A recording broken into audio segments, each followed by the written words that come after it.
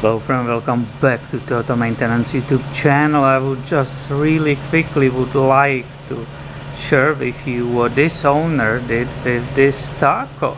It's a 97 Tacoma and he put obviously way newer rims and tires on it.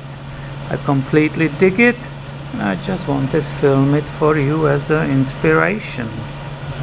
I'm sure many of you constantly modify your trucks, right? Tacomas are very favorite vehicles and trucks for many people who just keep tinkering with them, and that's why I wanted to share this with you. I'm assuming they are coming from some newer model, right? And the tires, I will just read you the size.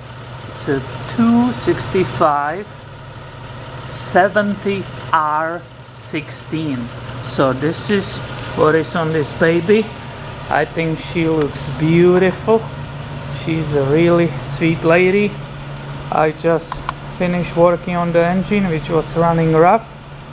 It had that code P0304, but you can see that in different video. So thank you for watching and be subscribed.